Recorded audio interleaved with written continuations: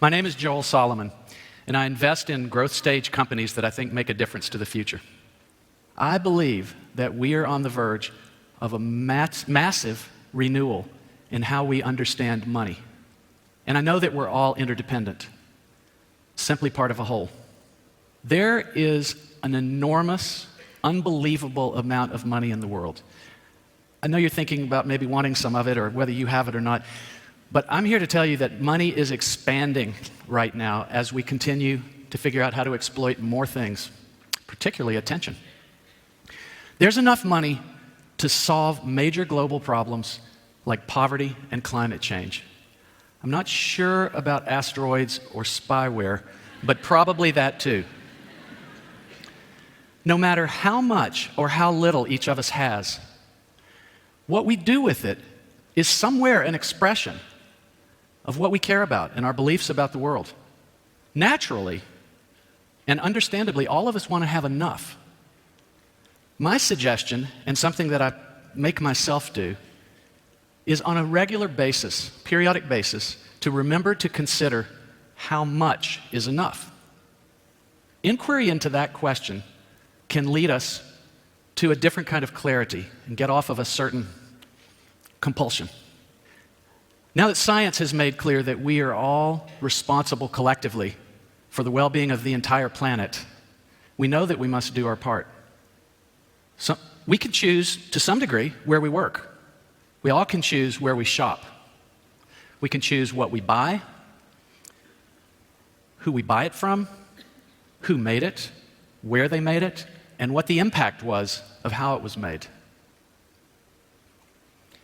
We also choose our politicians. Now, how did I segue to politics? I'll just say that they create the policies that govern our communities and nations, and they set the ground rules and the incentives for how we each earn, shop, and invest. It might be debatable, but I don't think there's anything inherently wrong with business, capitalism, or politics. It's all about the values and purpose that we put into them. Why not have money be more life-giving? Let's use our money to create conditions for more hope, inspiration, and love. Because beneath it all, love is the true nutrient. Polycystic kidney disease is in my family's bloodline. A lot of people in my family died from this disease. I watched my father die of it at age 63, and he was the oldest that we know of in our family.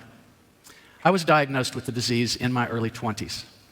And when it happened, the doctors told me that I might die very soon or I could live a long time, and there was really nothing I could do to change that. I ran away, seeking to understand what my life was to be for and what's my purpose. But then it was my father's death that really pushed me back into modern times. I cut my hair. It was fairly long. I shaved my beard. It was big. I bought a suit, not this one, and I bought a Saab. With my blood full of wilderness, natural systems, gardens, and wildcrafting, and silence, I returned to deal with my family's business.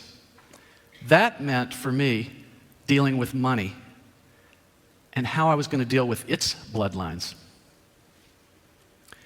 I began to see the relation between our need for clean blood, all of us, and my longing and inquiry about what was cleaner money. Money needs to be as good as it can be so that people, commerce, and communities can thrive.